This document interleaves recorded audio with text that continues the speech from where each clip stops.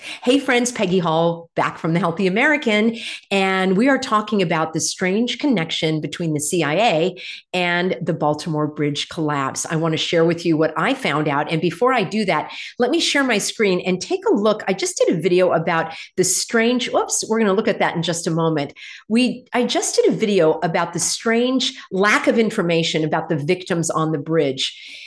Who may or may not have been on the bridge, right? We don't really know because we don't have any images of those victims being pulled from the wreckage and so forth. But here I found this in the Baltimore Sun, and this was the day after the collapse. And look at this picture. From left, Ellen Liddy, Lisa Davies, and Bill Andrews, who recalls watching the Francis Scott Key Bridge get built in the 1970s. They look on in disbelief after the bridge crumbled into the Patapsco River, following a container ship which collided with the structure overnight. Now, what is strange about this picture? We're doing our critical thinking exercise again.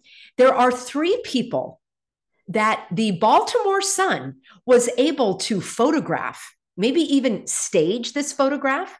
They have the names of the individuals. It's perfectly framed with a little bit of a blur in the background, very crisp. I can see every detail. And when we are shown the images of the actual victims of the bridge collapse, they're blurry. We don't even get the correct spelling of the name. In some instances, we don't even get the full name. We don't get the image of the individual.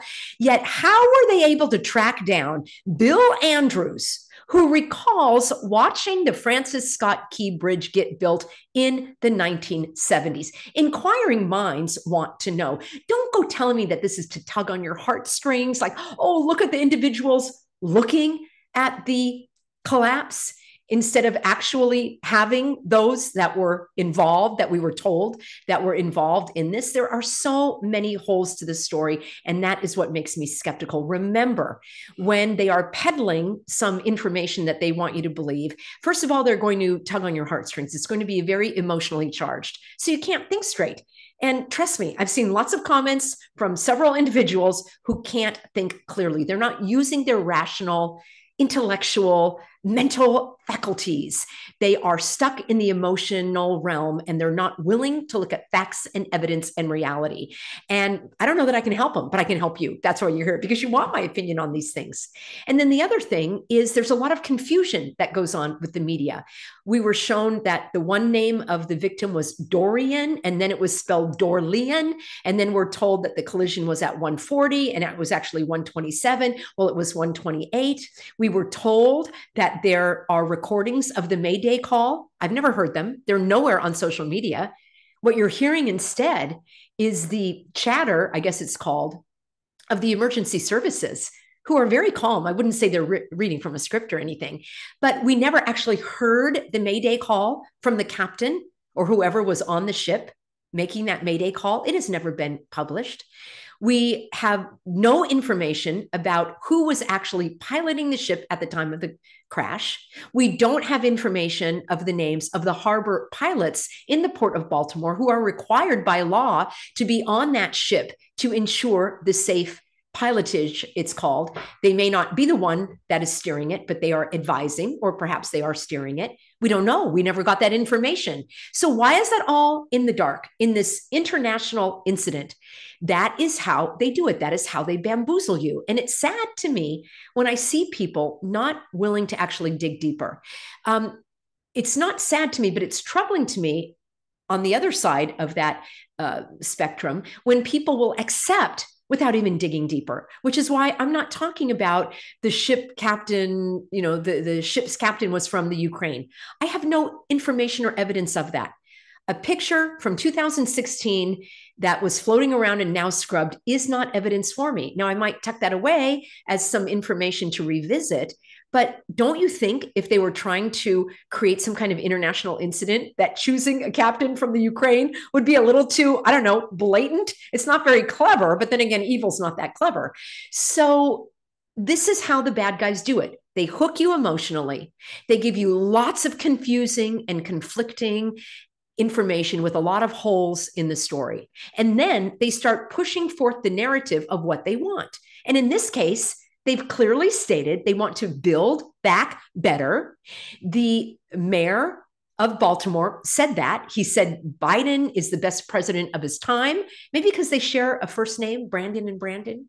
Anyway, he says, that the president's going to be to the rescue. That bridge will probably be named after him. I think it's going to be called the Joseph Robinette Biden Build Back Better Bridge. It has such a nice ring to it. We don't want to have anything related to patriots now, do we? And then the other interesting connection that the legislature in Maryland was coming up short in terms of money for, you guessed it, bridges.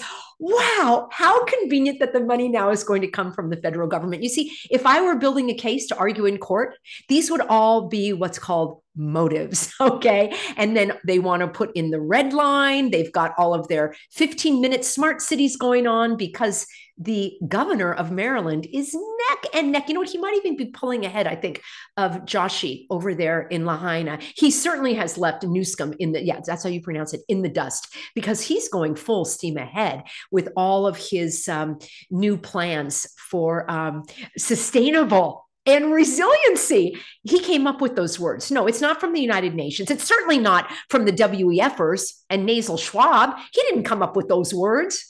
It's Wes Moore. He thought of it all himself, and he's pushing that in. So this is what you would call motives. And I'm so glad, seriously, that my healthy Americans who are sophisticated, savvy, snarky, supportive, you actually understand, because some of y'all in the back row that just showed up are still questioning why I'm talking about this. Yeah, well, you'll have to figure that out on your own. So let's do this. Let's look at how the CIA is tangled up with this incident. So I'm going to share my screen again. And we looked at that image. So what I'd like to do is hop right on over here. There was a really interesting story that came from military.com, and that was just published today. I'm broadcasting April 3rd. What do a top secret CIA mission and the Maryland Bridge wreck have in common? The same crane. I'm sure that's the only thing they have in common, friends. Now, what is interesting to me, here we have it, a floating crane called the Chesapeake 1000, nicknamed Chessie, has the grim task of hauling off shattered steel from last week's fatal bridge collapse in Baltimore. And what I did is I went right on over to the CIA. We're going to take a look at that. Take a note of the CIA's insignia here. Oh, why don't we do this right away? And then we'll look at what their story is. I want you to take a look at one of the victims. Okay, this was the first victim we were told about, and this is Maynor Suazo Sandoval. Interestingly, the same name, Maynor Suazo, is a Honduran soccer player. I'm sure it's just coincidence that they're using that common name. But do you see what I see? There is an eagle, and I guess from the eagle's perspective, he's looking off to the right. In other words, it's the same direction of the eagle. We'll take a look at that from the CIA. Now you're going to say, there you go again, Peggy. You have such a vivid imagination. You are just making something out of nothing, and I wish that you would stop it. How dare you have the wherewithal to actually question something? You should just accept what the media tells you. All right, here's a picture from the Baltimore Sun. Why in the non-spinning dome, Earth, would they publish this exact picture? I don't even know if this is an accurate picture. I tried to do a Google search where you can search for images. Anybody who knows where this statue is, please let me know.